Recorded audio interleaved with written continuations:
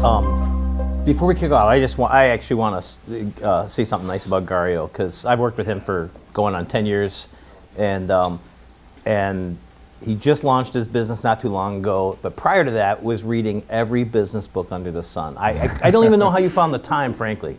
But like in study mode, prep mode, and I remember asking you, I think last year, saying like, when are you going to put all that together and like kind of give birth to something? So congratulations for doing your thing, and you know, and you're already making waves. So I have a soft spot for people who launch their own businesses. It's just kind of a thing. So anyways, I'm really proud of what you've done, and I wish you the best. So thank you. And everybody here should talk to him about it too, because it's a hell of a proposition. Yeah, yeah, that's the best part. It's not same old, same old. It's like interesting new stuff. So anyways, welcome everybody. Thank you for coming out here. Really appreciate your spending the time, and welcome to Field Collective. This is my hang, my business, and it's having smart people show up, curious people, and talk about interesting things. It's just like we could do it all day long, but we'll do this in an hour, I think. So yeah, set your clocks. Keep you honest. All right, so Brent, let's start here with just set some context. Okay, your firm, how do you pronounce it? Because there's two Y's, and I don't know what to do with that.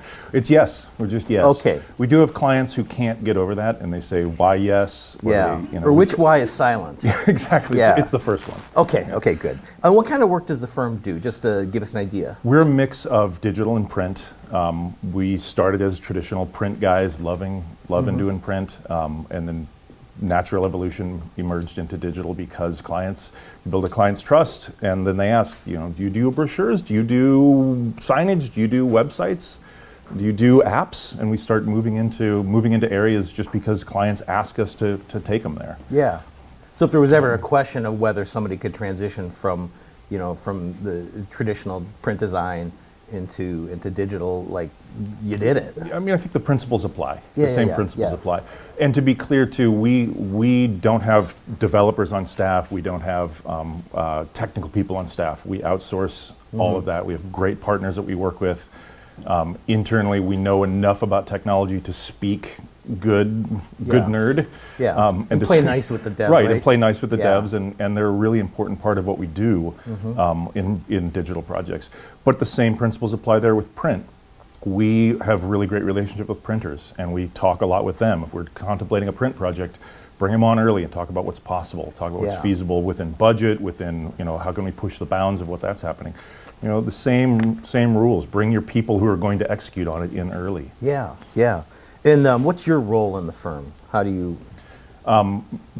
Jack of all trades, master of very few. We're a small shop. We're 4 people. There's 2 here. There's 2 in LA. By nature of that, everybody has to play pretty much every role in the company. Over 20 years, the natural evolution for me has become more of the operations side of the business, keeping things moving, making sure projects are moving along, the project management part of it, writing proposals, overseeing the books and things like that. Wow, that is everything. I don't often get to crack open Illustrator, InDesign, and make stuff anymore, but that's fine. It's enjoyable to run a business too. Yeah. And run the operations side of stuff. Yeah. Would you not agree that, like, okay, so college graduate me would not have wanted to hear this, but like, running a business is a form of creative endeavor. Oh, certainly. Yeah. Trying to figure out all the ways to navigate the challenges that come in front of you in running a business. For sure, it's creative. Yeah. I get a lot of joy, and this sounds totally sadistic, but a lot of joy out of writing a proposal, and figuring out, like, okay, a client wants this thing. How do I break that down into the component parts that our design team will do to get to that endpoint? And thinking, like, the creative thinking that it takes, like, what are we going to do to get there? So we can play it back to them and make it very clear what exactly they're buying. Because a client says we need a website, they don't know what that really means. Or they say they need a brochure, they don't know what that means. So how can we break that down into its atomic parts so they understand, oh, I get what I'm buying now. Yeah, especially if you want to move them from this supposition that they're entering into it, and you want to bring them over to this place here. Sure. You have to do some, it takes some deft work to kind of disabuse them of whatever assumptions they had and get them to consider other alternatives, right? Well, and it's how you justify your value. Yeah. I mean, if we're asking for 50% more than they expected, the more clearly I can break it down for them, And the more I can put it in language they understand, then the more likely they are to go, okay, I get it, I'll spend the extra investment. Yeah, yeah. Okay, so let's establish your old school credentials here. Do you have hands-on experience with any of the following? Stat cameras. First job was cleaning out the chemicals in a photostat machine. Okay, is that a new term for most of us here or no? Did anybody remember that, stat camera? Photostat machine? Yeah, photostats, Yeah. Yeah, it's crazy. Sending copy out to the typesetters. I came in right after that. Okay. And part of the reason I got into design was I understood the computers that were on all the designers' desks, and they were terrified by them. So I could teach them what a Macintosh could do, and they taught me about design. Nice. It was a rare moment in history. Do you have cuts on your hand from X-Acto blades? One of these fingers is missing a tip. Nice. Yeah.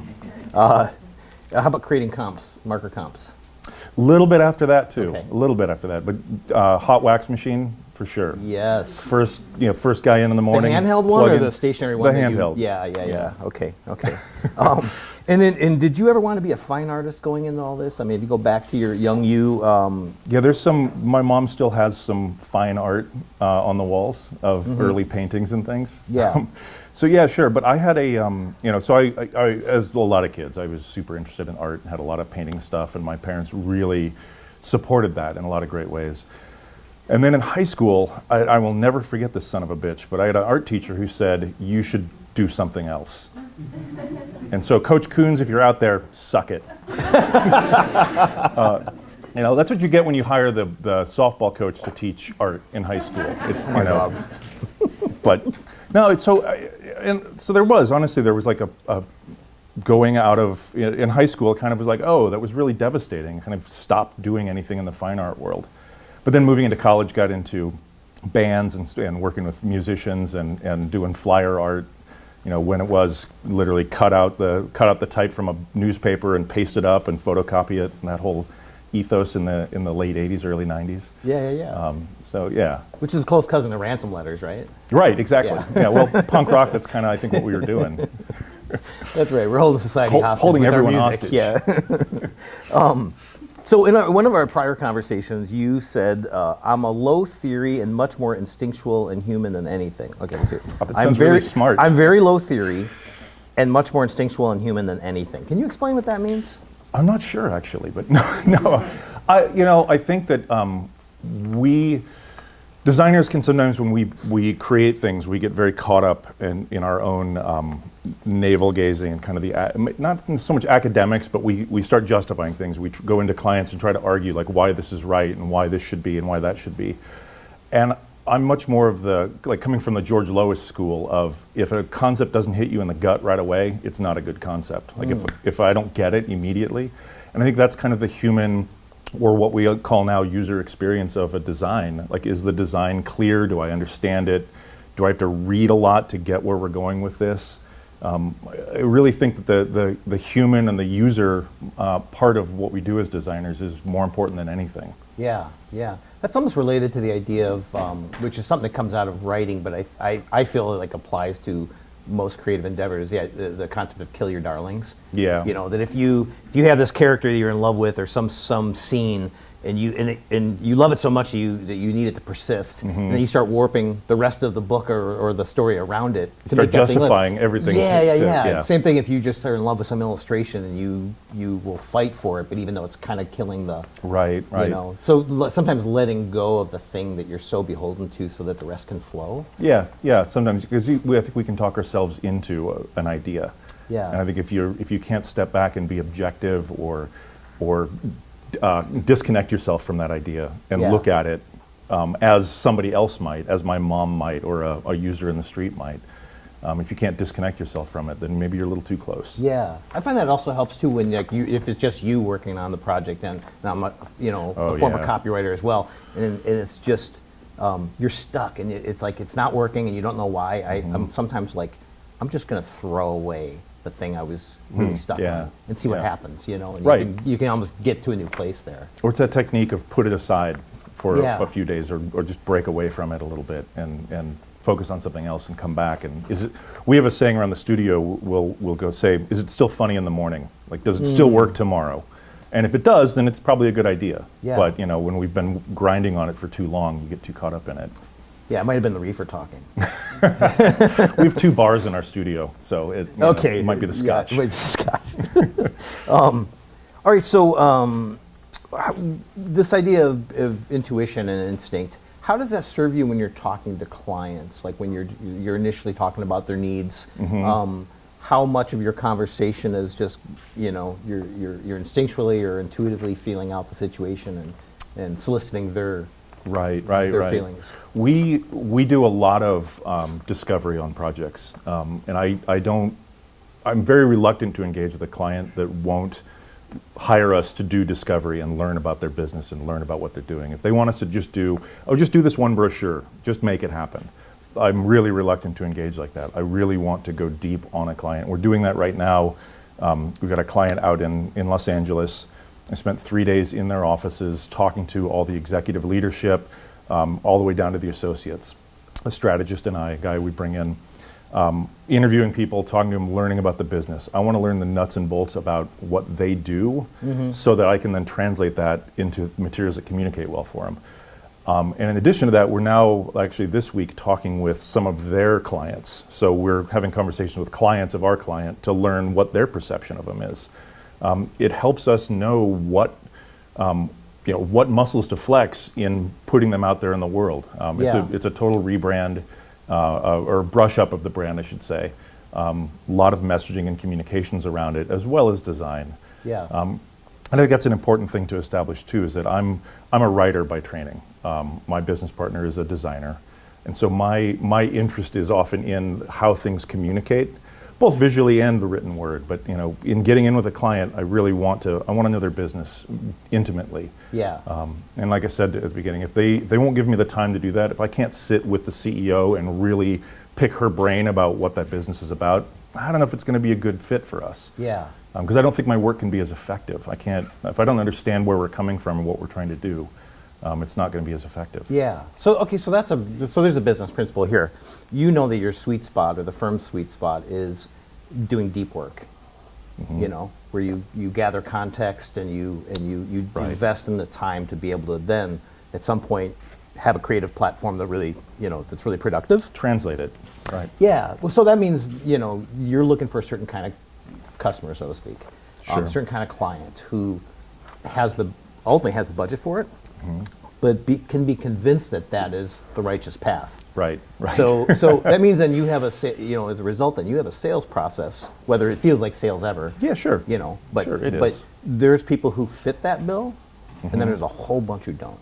It's Right. probably the majority don't, right? Right. So how do you know when you're first talking to somebody that they're going to be able to join you on that ride? Are there some signals that say like, this is not going to work? I'm sorry. Yeah, we've made a lot of we've wasted a lot of time writing proposals that we shouldn't have for clients Yeah. that clearly couldn't or weren't ready to Yeah. come on board. RFPs, with yes it. or no? No, never. Okay. Once a year, I usually get suckered into an RFP, and then nothing. You kick Then it yourself. goes nowhere. Yeah. Usually I find RFPs are it's a fishing expedition to try to get the 5 bids they need so they can go with the people they want. Yeah, yeah. So I try to resist, but usually, Yeah. but no. As far as weeding them out, often it's an upfront discussion about a typical engagement with us is X dollars. We usually start projects with us start around here. Scare them right up front, right? Well, give them a.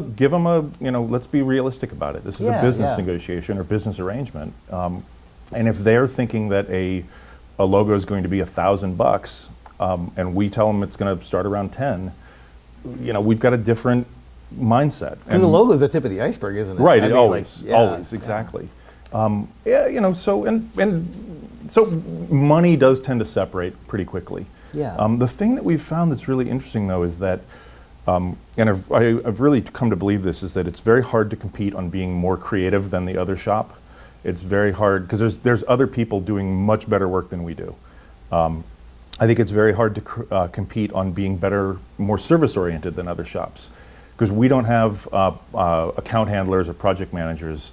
There's other shops that are providing much better, more hands-on yeah. service.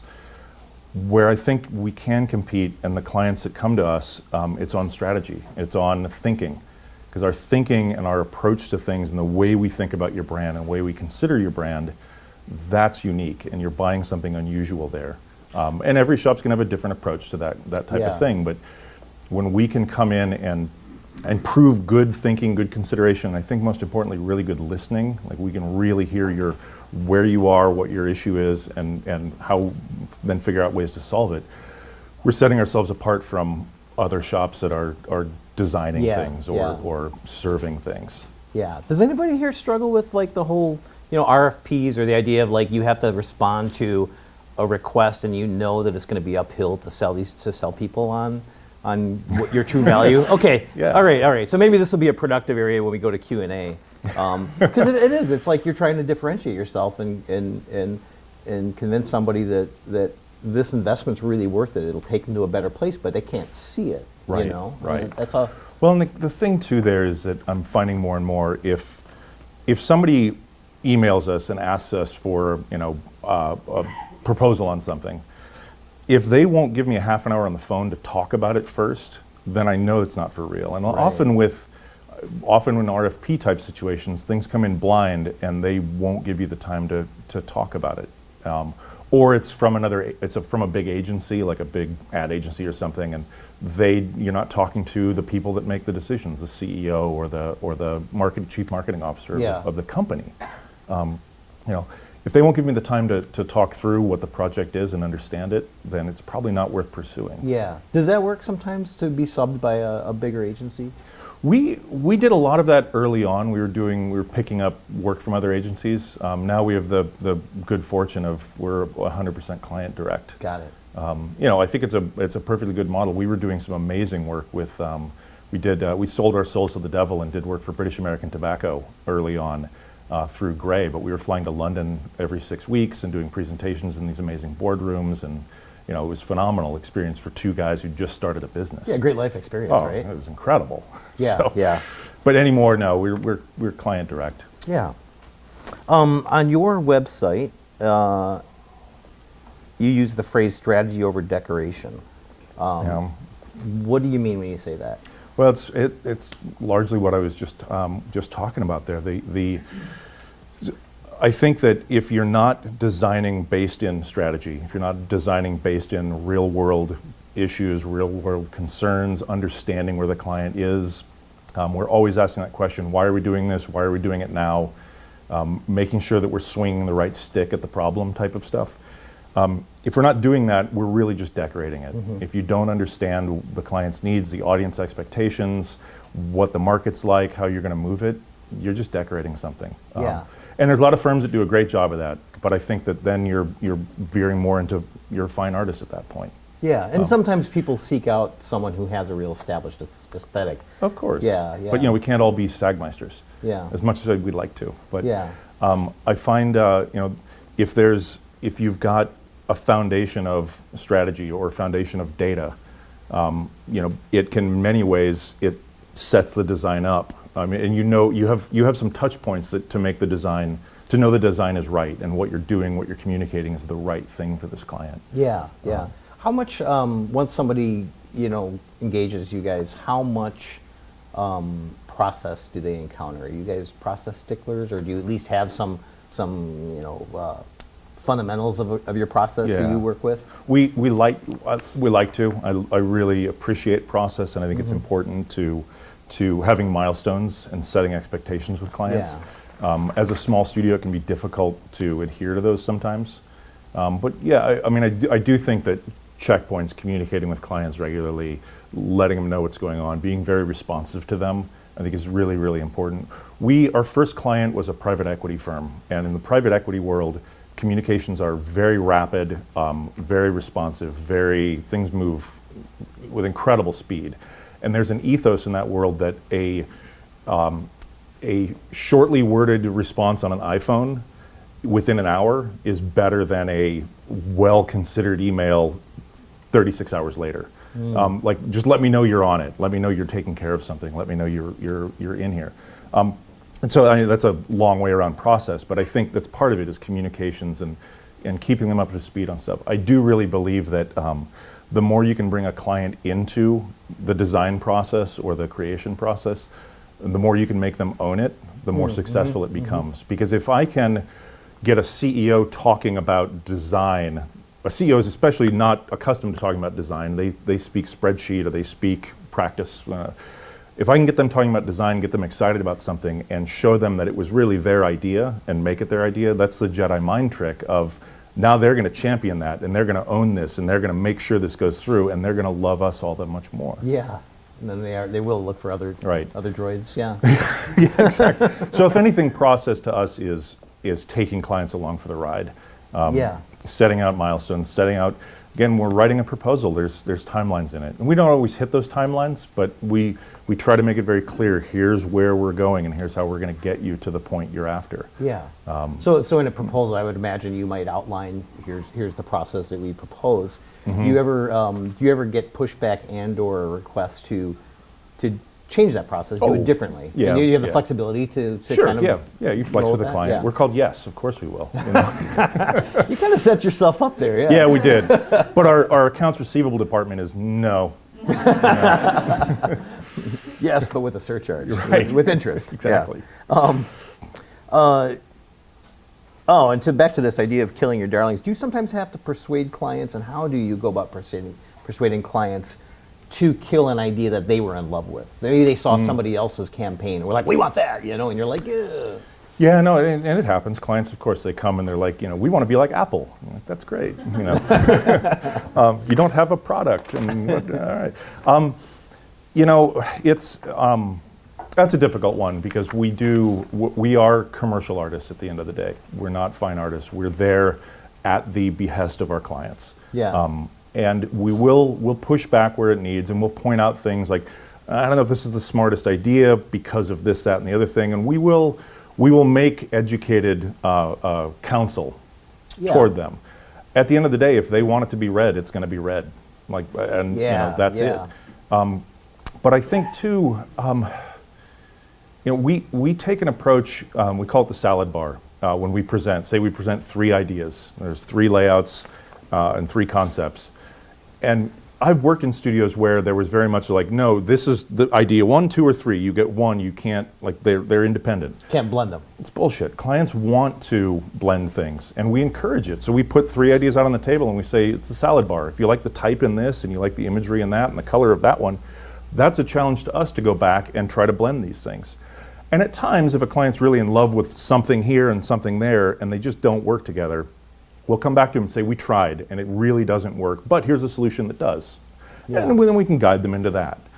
So killing darlings, it's a matter of counseling them well, making it their idea as best we can, and doing our best to make that idea work if it really does mean a lot to them. Yeah.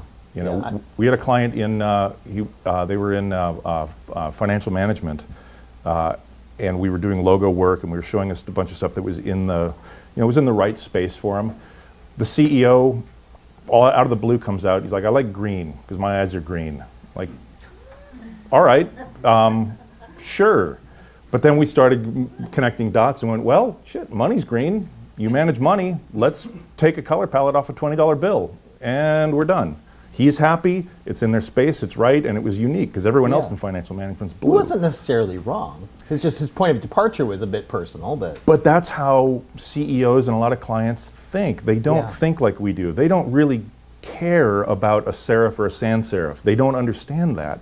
And it's our job to educate them and to help them articulate things that they may feel in their gut, but they can't speak the language that we do. Yeah. And as designers and creatives and communicators, it's our job to help them do that and find whatever way we can. And if it's him saying, my eyes are green, I want green, it's our job to then figure out how that makes sense and how to roll that out on the brand. And it worked really well in the end. That's interesting. But that's good ideas come from everywhere. You may not expect it, but that was actually a really good idea. It didn't sound great at the beginning, because it wasn't very well considered, but in the end, it worked out to be a brilliant idea. That's really cool. It's almost an attitudinal thing. It's just you can accept that an idea came and it didn't have any of the education or experience that most of the ideas that you produce come from. Right. But yet it was a thing you could work with as Right. a kind of a creative starting point or a creative parameter. Well, in the days of us as designers and creatives going like, going away to our fortress of solitude and creating, and then coming down 3 weeks later with the tablets and wowing everybody. That's over. And we've had great ideas come from having a conversation with a receptionist as you're waiting for a meeting. You just, be friendly with them, chat with them, then you may learn something about the business. You go, oh, interesting, that's something I can work with. They come from all over the place. That's really cool. Designers and creatives do not have a monopoly on good ideas. Yeah. What we are very good at, if we're smart, is interpreting what we're hearing. And again, back to the example of the green eyes, like we just interpreted what we heard differently than he was able to. Yeah. And that's where being creative is amazing. It's wonderful. Yeah, this is really a syncretic art, isn't it? Like by syncretic, I mean like the idea that we take many things that could have diverse origins or different disciplines and weave them all together into something coherent. That to me is the most important thing that I learned as a kid, and in school and everything, is being curious. You've got to be curious, and be curious about architecture, be curious about art and ceramics and books. I read the New York Times almost every morning. It's an infinite trove of paper or digital? Paper, okay. 100% paper. Okay. Got to hold the thing. Yeah.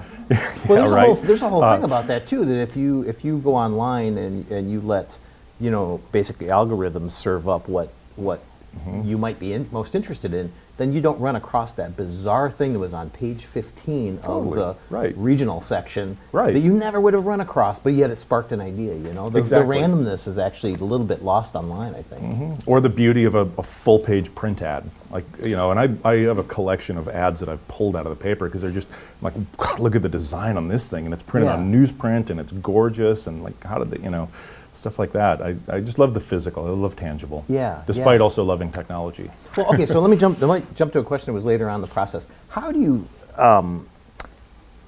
you feed your mind in order to cultivate kind of that curious and strategic mindset that your clients clearly value? It's curiosity. It's being curious about stuff, getting out to cultural events, reading the newspaper, there's a lot of stuff I read online too. But you can get interesting ideas from architecture. You can get interesting ideas. Go to a photography lecture. Go to Northern Clay Center and look at the art that's on display. Look at you can get great thoughts and ideas from all of that. I do read a lot of business books. I'm not as good as Gario, but I think business books are really interesting sources of, if not creative ideas, process ideas. And new ways to tweak a business or to tweak what you're doing for a client. Let me read something, that's kind of cool. Also, our office is on a park. We walk through the sculpture garden at the Walker every day to get to the office. I think that's a huge source of inspiration. I mean, go walk past a Henry Moore every day and you're gonna have some, that just starts your day with inspiration. It's being open, honestly, it's really being open. It really disappoints me when I meet designers who are just about design as the lowercase d about, I'm a print designer, I'm a web designer, and that's what I do. And open yourself up and open your mind more, and you're going to find input from a lot of other spaces. Yeah. And two, I think it's learning about clients' business. Like, how many designers do you know who understand private equity or even really know what private equity is? We operate in that space. We understand real estate investing. We also have restaurant clients. Go to the restaurant and eat there and experience it, see what it's like. We have entertainment clients, so we go to their events and experience things. You have to dive deep into these things. It was an old David Ogilvy thing. Like Ogilvy landed Sears as a client, and he started wearing nothing but Sears clothing. Then he landed Rolls-Royce as a client, and he bought a Rolls-Royce to start driving it. You have to experience and be in your clients' worlds to do work for them. Yeah, yeah. Is that a thing that can be taught or encouraged? If you, because you're going to encounter people, especially as you're hiring staff, they don't have the same, they're going to come from a different background, different trajectory. Right. That may or may not be as all-encompassing. Right. So are there ways to teach others and or encourage others to, be open and take in more and synthesize more? Yeah, I mean, we try through exposure. And actually, Matt is here somewhere. There's Matt. Hi, Matt. So he's going to hold my feet to the fire on this one. But yeah, I mean, we try through exposure of bringing new things in. Music is always part of both of our studios, a huge part of it. Like, got to be listening to other weird stuff and hearing interesting things. I wish that I could discipline myself more to break away from the studio and go do more field trip type stuff. Like, let's go experience this, or let's go see that. Yeah. That's the one, I think, really weak soft spot for me personally is I've got a list a mile long and I'm trying to tackle it, and it's really hard for me to get in that mental space of, you know what, it would do me good to go see that exhibit that's happening at MIA right now. Yeah. And break off during the workday and go do it. Yeah. We've tried a few times. We've done summits where we'll get the studios together in LA or in Minneapolis, spend a day talking, and then go do some field trips. We go do a studio tour with a different studio. Go meet with a librarian or something and learn about something. And that's really enriching and wonderful, and I think it's a great way that we've tried. But like I say, I'm horrible at being disciplined about staying on top of that. Yeah, I had a good friend and somebody who was running an agency, and I got hired as a copywriter, and it was healthcare related. Mm-hmm. And so she had the idea. She went to MIA and approached them and said, "Can you take us on a tour of your collection as it relates to healthcare over Wow. places Wow. and time?" And they did it. They put it together, and they brought us from piece to piece, and we didn't know where it would end. We didn't know if it would really be productive, but it really got the synapses firing. And I just thought it was a really clever way of. I'm going to steal that idea. Ask them to set it up for you and see what happens. Right, you know? right. Well, but you're exposing yourself. You're within the sector, Yeah. but you're exposing yourself to unexpected things, and I think that's Yeah. where really brilliant creative happens, when you open yourself to things Yeah. that are unexpected. So let me ask you this, because for anybody who's, okay, again, you're thinking about getting the business mindset and you go like, okay, we're strategic. People need to pay you for that. You Right, need to be able to right. command a premium. What, if you can speak in generalities, I don't need you to reveal your pricing, but what kind of premium can you command by being strategic as Right. opposed to tactical? Right. I learned this from Stefan Hartung, who runs Kick. Really great mentor of mine. I've picked his brain on a lot of different things, but he taught me that if the principle that if a client won't pay you to learn about them, they're probably not worth working for. And he put it a little bit more gently than that, but we propose a discovery phase of a larger engagement. We'll propose a discovery phase that, at the end of that phase, there is value in that. That if they decide they don't want to work with us, they could take what we've discovered and hire someone else to then execute on it and do things with it. So that phase often consists of the interview process of learning about their business. It consists of what we call a stop, continue, start exercise, where we take their brand and break it down and advise them, stop doing this with your brand, start doing this with your brand, and continue doing that with your brand. That's So cool. these are good things to keep. These are things you throw away and move away from, and when we're going to introduce some new ideas for you. We survey the competitive landscape, so we want to look at everybody who's in a similar or adjacent space. And often in the interviews, we'll talk about who are you competing with for clients or customers or projects, whatever. We'll look at what the competitors are doing and saying, and the messaging and the visuals and things around it. And then we sometimes will do an exercise we call the visual brief, which is something I learned from Joe Duffy. And the visual brief is a collection of, it's really a collage of found objects, found visuals, to try to communicate a visual presence, a visual ethos.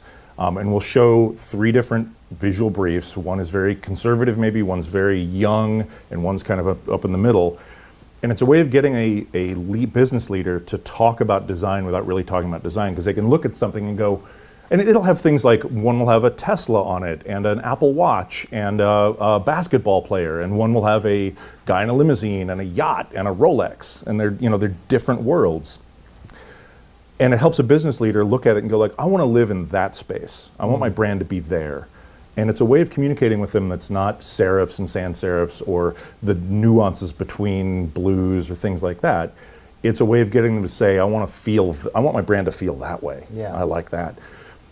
And all of those things add up to some clear deliverables. I mean, there's the report on what we learned about your brand and the way you're giving your messaging. There's the report on what we believe you should stop, continue, start doing. And there's the visual brief that sets a visual standard for design work moving forward. Those are all tangible and real deliverables that a company can then hopefully move forward with us on projects, but they could conceivably then And we've seen it happen where in-house teams will then take that stuff and run with it.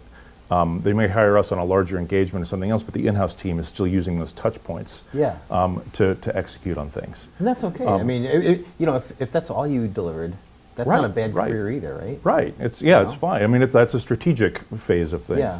Yeah. We're actually at an interesting point with a client of ours where they worked with another firm to do basically that type of work, and now we're being engaged to execute on it and move it forward. So it'll be interesting to see how that works for Yeah. us, like picking up someone else's. But you're open to it, it sounds like. Yeah, of course. Yeah, Yeah. It's a good client and a good work, good projects. It seems So- this openness is really healthy. I mean, in that you're not looking for opportunities to stand on principle and say no. You know? I'm too I old mean, for that. I did that Yeah. a lot when I was young. And, Yeah, and did I ya? think, when I was young, I was working pretty much alone. I thought I knew everything. I thought I could do everything. I was very, I just didn't collaborate very well because I didn't learn that early on. Interesting. And, I've come to realize, like, to me, a really successful project is when we can look at it and who knows who did it within the studio. It's not my idea or your idea or her idea. It's everybody's. It's a mix of everybody coming together and making something great. Yeah, there's a really good interview, and if you could find it, it's worth the read of, I think it's John Lasseter from Pixar. Yeah, Pixar. Talking about their collaborative process, and he starts out by saying he was in a movie studio talking to the head of a studio who said, "I just need more good ideas." And he's like, "No, you don't. You need a team that knows how to take an idea that on the face of it is garbage." Right. Because take Bug's Life. Right, If somebody right. pitches you on the premise of a Bug's Life or any Pixar movie, Right. like how about Up? Sure. Like, yeah, it's a guy. He's got a house and he He's a ties crank with balloons. And he balloons. goes, yeah, you'd be like, that's a stupid idea. But what it is he was like, the collaborative process at every turn takes and pluses what they have, and it just keeps on doing that. So you could take an idea that at the beginning is crappy, and it becomes this magical thing. And so it's a really good argument for how and why you bring teams together. Right. And listening to teams and hearing what, hearing people's perceptions of ideas, hearing what's working, what's not working. And we all have egos, and we all have personalities, and we all have feelings, and it can be tough. You put an idea out there and someone craps all over it. It can be very Yeah. difficult. But I like to think that we foster an environment where ideas should be ratcheted up. We're making each other's ideas better and improving on things. Rather than it's one person's idea or that person's idea. And, Yeah. the phrase that I really hate is if we were to go in and pitch something, there's 3 ideas on the table, and come back and somebody says, "Hey, your idea won." Like, no, it's not my idea, and there wasn't a win. Like, our idea was accepted. Our idea was a good one, and they went with it. Yeah. I don't think we can't be. We're not competing against each other. Yeah. For creative. Do you at this stage, 2 questions in one, do you feel any urge to mentor people this age? Oh, I love mentoring people. Yeah. I find a lot of personal growth out of doing that. Yeah. We do studio tours. Most of the time that we're asked, we'll do a studio tour. I will try as best I can when I'm asked to do, like, sit down with a student and have coffee, or sit down with a young designer and look at their book or talk to them about their career path. Yeah. There's limits because I'll commit to a half an hour and it'll turn into an hour and a half, and then I'll realize that I'm behind on everything. Yeah. But I really do find it rewarding to mentor Yeah. people and try to help them out. What are you seeing in younger designers and younger creatives, to broaden the category, that is exciting, that is encouraging? They're always smarter and faster at stuff than I am. I think the really good ones, the ones that get it and have initiative. There's an energy and there's a spark that I see that I think. I like to think that I had and that people saw in me early on, and that's what got me the opportunities, is that initiative to, like, yeah, let's do this. This will be great. This will be fun. And they're truly excited. Like, I feel that design, you don't choose to be a designer. Design chooses you, and that's kind of hokey maybe, but sometimes you see students who they clearly, like, they're not designing because it's cool and sexy and they saw a TV show. They're doing it because it's in their DNA, and they want to do this, and they want to learn, and they want to get better, and they want to go for it. And I think that on the other side of that, you see designers who are doing it because it's cool and it's awesome. And I've seen students who they think they're going to come out of school as a creative director. It's like, sorry guys, you're not. And there are, I haven't validated this, but I understand that there's a major design institution here in the Twin Cities that stopped teaching production. And I'm sorry, when you come out of school, if you don't know how to do production art on a print design or web work, either way, if you can't produce something, you're just a high-minded creative, you're gonna have a really hard time finding a job. Yeah, yeah, because those designs break down sometimes when you bring it to the web and go, what do you mean that the page size can be changed, I mean, right, well, and if you can't talk to me about resolution and the nuts and bolts, I mean, I was a very production fundamentals guy early in my career. I was a terrible designer, but I knew how to get it off through a rip and onto a press. I knew how to produce things like resolutions for the web. I knew how to manage that stuff, and I knew what to look for. And you can't throw a CMYK file at the web. It just it doesn't work. Yeah. Fundamental stuff like that. And if kids aren't coming out of school with those fundamentals, they're really being it's a criminal disservice, I think, because that's going to be your first job. Prep this stuff to go to press. Clean this up. Make this ready to go. Yeah. What do you find is what is the kind of advice? So I want to ask the question without asking the question of what advice do you have for young designers or people going into business? More like, what do you find is the kind of input you're able to provide that really seems to resonate and help people? Eagerness, enthusiasm, and curiosity. I brought a young designer in as an intern. It's been probably 10 years now. And she came in and I was asking her, can you organize this spreadsheet for this project? We were doing a big web content related thing. She's like, sure, yeah, I can do that. She'd never touched Excel in her life, but she took the initiative to figure out what needed to happen and made it happen. A couple hours later, it was done. She would take any project you could throw at her, she was doing it, and more importantly, she was seeing around corners of, I think he's going to need this next, so I'm gonna take the initiative to get set up and ready for that.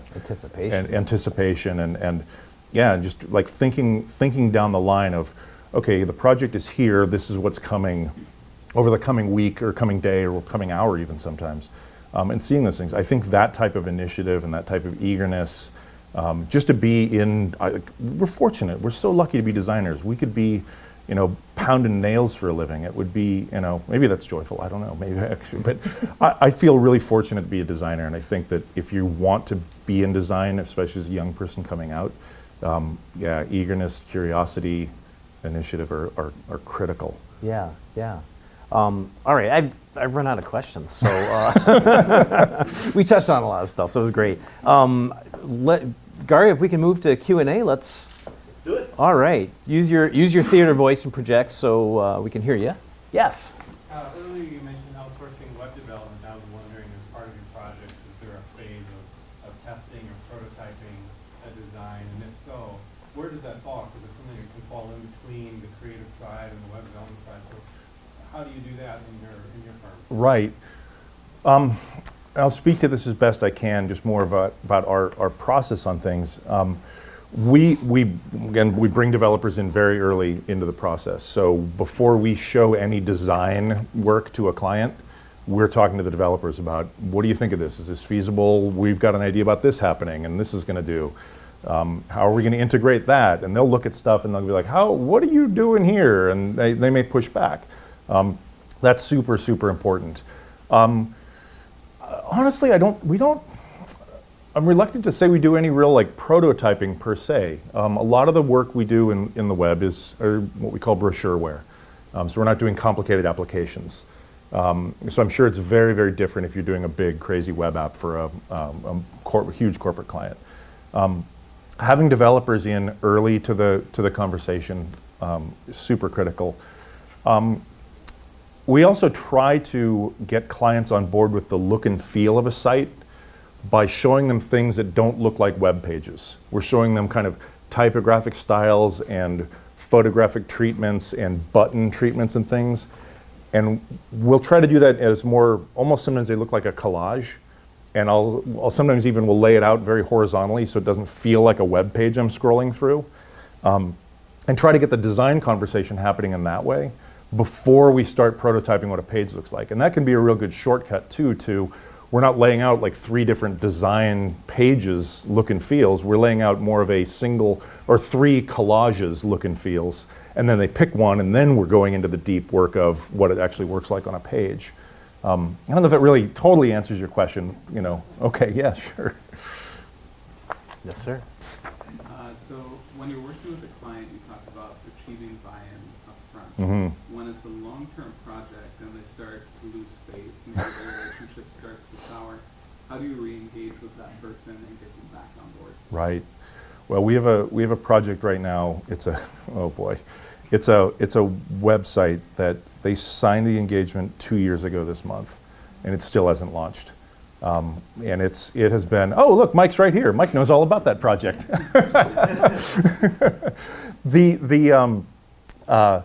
It can be really difficult to keep that momentum, both internally, because after a while you kind of stop. It's hard to care. You know, Mike, you can speak to this too. It's hard to keep your team on board and keep you guys interested. Like, hey, they want to make this change. You're like, oh, we're changing it back to the thing we did 2 years ago. It's conversations. It's being there for them. Oftentimes, I find myself in the role of being like psychologist or counselor for clients, because often it's not necessarily the decision maker the decision maker that's holding it up is sometimes not the person I'm talking to. We're talking to the middle, you know, the marketing manager, the person who's just kind of stuck in the middle of this. And so it can be our job to be buoyant and excited about it and make him or her feel good about the project. And like, yeah, totally, we're on that. I totally see what you mean. Let's make that happen. You know, it's being a friend. It's being human. I think, if anything, to try to keep that momentum going. I don't know, Mike, if you disagree with any of that, please. No, things change and other stuff, so. Mike's one of our trusted development partners on this particular project, so. Could you talk a little bit about how you go out and get new business? Is it, do you do that very often? Is it more Yeah, no, it's, direct referrals? Or? for 20 years, we've existed almost entirely on referrals, and we're extremely fortunate that. We have, the first client we ever had as a business is still a client of ours 20 years later. We're still doing work with them. Most of our engagements are 10 years, 12 years old, long term. And a lot of that is not the sexy new stuff, it's the maintenance on a client. Like, we're just maintaining their brand and helping them with little things. But the best thing that ever happens to us is when a marketing director leaves here and then she goes over there, and we we keep the old brand and we pick up a new one. And I think that, again, speaks to the power and strength of having really good relationships. Being that trusted friend, they know we're going to deliver or over-deliver for them. They know we're going to take care of them. And we've always had a saying around the studio that when we come into a meeting or we get on a call, we're going to be the best part of that marketing director's day or best part of that client's day. They may live in board meetings and conference calls and garbage all day.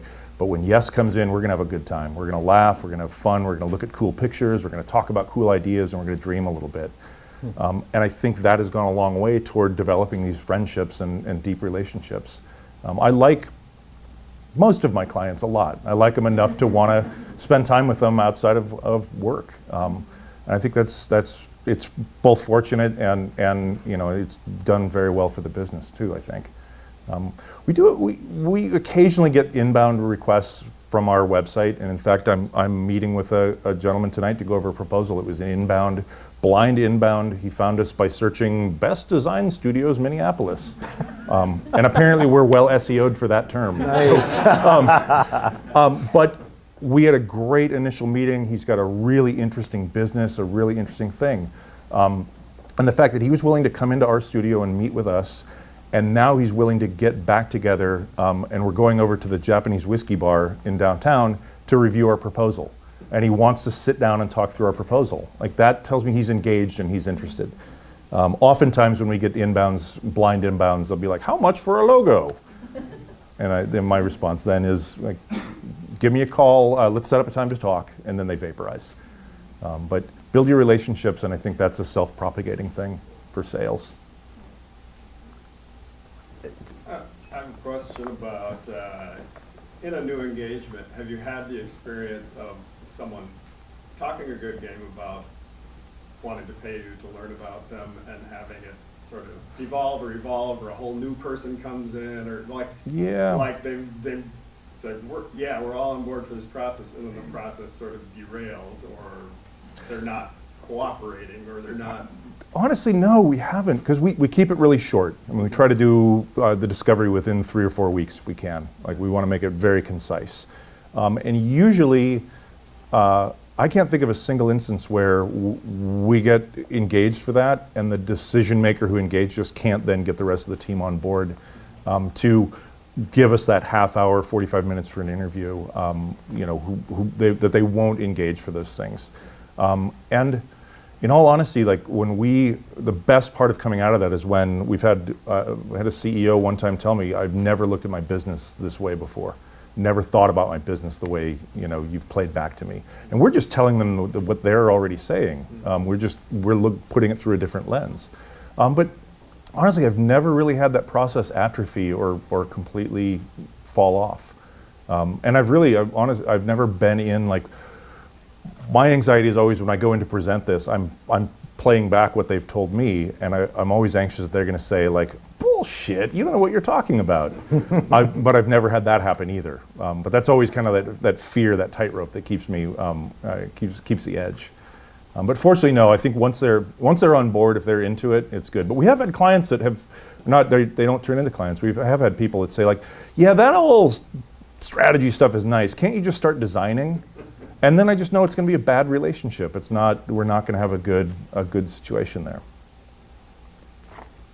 So maybe you already understand what the client wants and what they're looking for, but then you have that rapport, but then there's some strategies, techniques you use to get kind of their overall budget, or if you can get, I just have such a, very little or like massive amounts, and I obviously want to get Right. the most out of it. Right. No, and as designers, we're terrible about talking about money, right? Like there's probably nobody, if you're a designer in this room, you cannot talk about money. It's just uncomfortable and weird. And over time, we've realized we've experienced the value of just being really upfront about, okay, I understand basically what you're talking about, and you're probably looking at a project in this range. And we'll talk in ranges, like, you're looking at $5 to $10 grand for something like this. And be really upfront. The earlier you can, the better, because that gives them the chance to either freak out and go away, or say, yeah, it's a little more than we were hoping, but I think we can scrape it together. And to your question about like to the point of making sure you can get the most out of it that you can, I really look at it as what is it going to take for us to do that project? And if they were to come in and they've got $100,000 for a logo, and I bid it at 10. I know I can do it for that, and it's particularly if I scope it carefully, and I'm happy, and they're thrilled, and they've got 90 grand to go do something else. Yeah. It's that making sure we're getting the right value for it, making sure we're being upfront about it. And the other thing, and some of you have heard me talk about this. That's awesome. All right, let's get a question from way in the back there. That would be you. Okay, this is kind of an adjacent question, actually. So what led you to the Long Now Foundation? Oh, yeah. What do you do with it? Have you got Stuart Brand? Wow, you read my bio. Amazing. Well, it was like 10 words, so. Yeah. When I was living in LA, I went to a lecture by Stuart Brand and Brian Eno and Danny Hillis at the I'm totally forgetting the institute they spoke at. But I was really taken by what Long Now was doing. And I'd read an article in Wired that Stuart Brand wrote about the 10,000 year clock. Does anyone know about the 10,000 year clock that I'm talking about? It's the concept of they're building a clock in a mountain in Colorado that ticks once a year.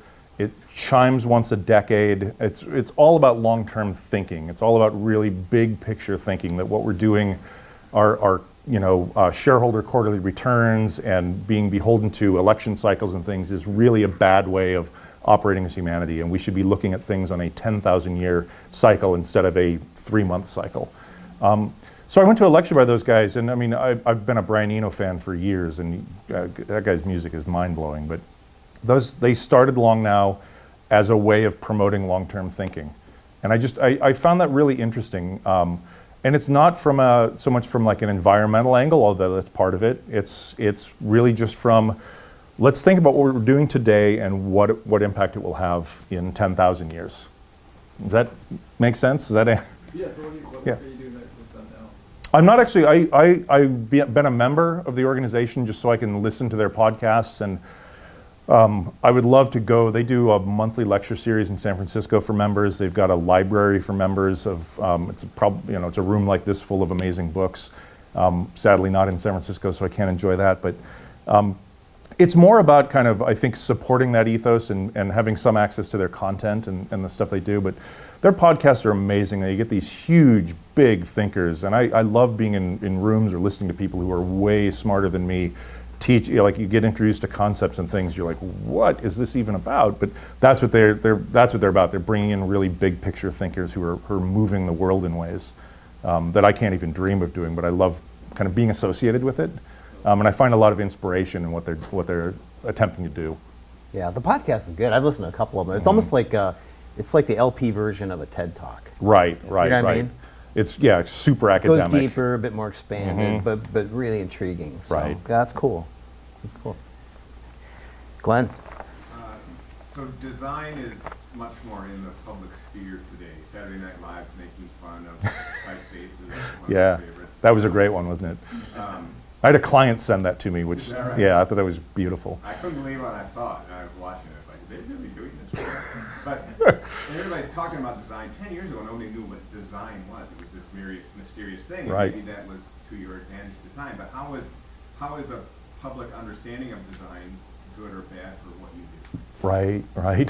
It was an interesting thing that I'm the liaison of the Walker Arts Center for the Insight series, which is a 4-part series in March, every Tuesday. And all 4 lectures this year, which just concluded the other night, all 4 of them referenced exactly what you're talking about. There was somebody critiquing that designer's work, like Gail Bickler put something up on screen about a design project she had done, and the critique was this person should have their eyes slowly punched out with somebody's thumbs. Whoa! Forrest Young played something from, I think it was Jimmy Fallon, beating up on the new Uber logo. And yeah, it is. I think design awareness, I think it's a good thing. I think the more people are aware of it, the better.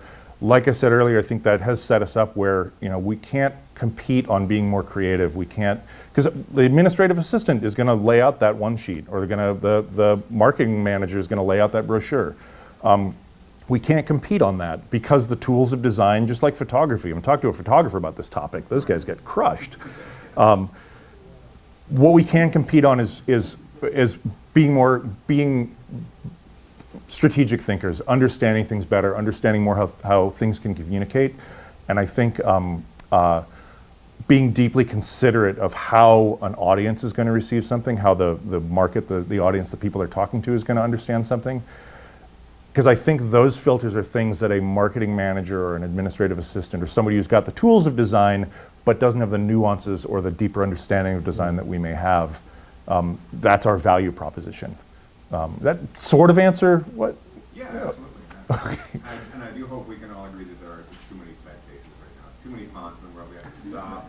Yeah. New font. Yeah, There's a lot of options, but I think even to that, like as I have about 4 or 5 that I can work with really well, and it's sometimes hard to break out of those because I know how to set that typeface and I know how to make it beautiful. But I think it's kind of fun to challenge yourself and like let's expand and try something different. And can we make that typeface weird or beautiful? Yeah. I think good time for one more question. Okay.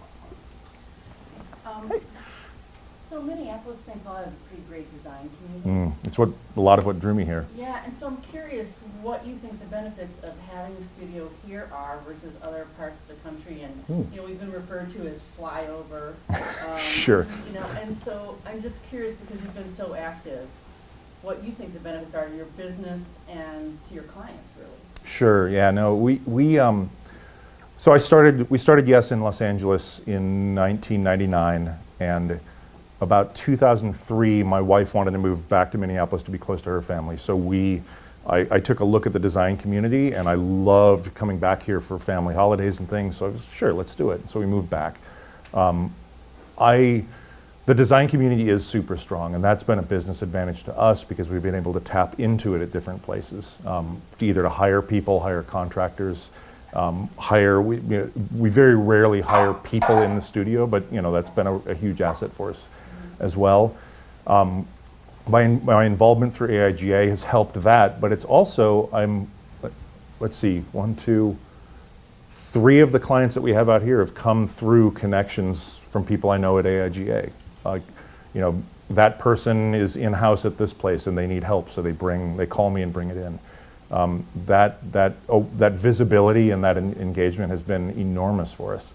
I think a lot of people look at AIGA in particular, and I've been a very active volunteer. I've been on the board. I've run different initiatives and programs for them, but a lot of people look at it as it's volunteering and it's giving up time.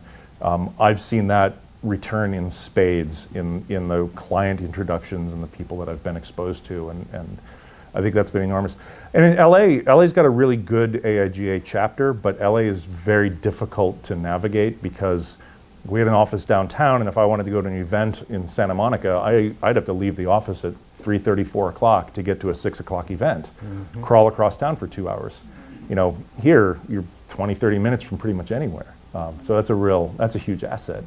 But I can't say enough about it sounds like I'm shilling for the chapter now, but, and which I will. It's been incredibly meaningful for the connections, the relationships, as well as clients. But now we have a really vibrant design community, and I think I've often said the weather weeds out the undesirables. So in a way, it's okay, fine, let it be flyover country, because the people that are here are really passionate, really driven, and really talented. And I think that's fine. We've got an amazing client base here. I mean, there's more Fortune 500 companies per capita in Minneapolis than any other city. I think that's true still. But even outside of Fortune 500s, we've got an amazing startup culture with places like Fueled, amazing small middle market business culture. There's a lot of opportunities for clients here. And I think it's a creative and design driven community. Yeah, of course. All right. Hey, well, help me give thanks to Brent for coming out. Thank you guys. Thank you, Don. I want to say too, though, if you haven't appreciated this space already, take a minute and look around. I mean, we are really fortunate to be in this incredible building that Don and his team have made happen. I mean, this is an unbelievable work of architecture and interior, and what a piece of history. So yeah, I'll one-up you, and I'll make you an offer. If anybody wants to stay here for the day and work, totally, we would love to have you. I'd even give you a tour after this if you want to see. There's some really interesting historical tidbits here. And then lastly, if you stay long enough, at 5 o'clock the bartender comes on and the Field Collective Social Club is in action. So we do that every Monday, every Tuesday and Thursday at this point. So would love if you stuck around for that. Maybe I'll even buy you a drink. So anyways, thank you so much for coming out, and thank you, Brent. Thank It's you. been great. Thank you, Gario. Gario.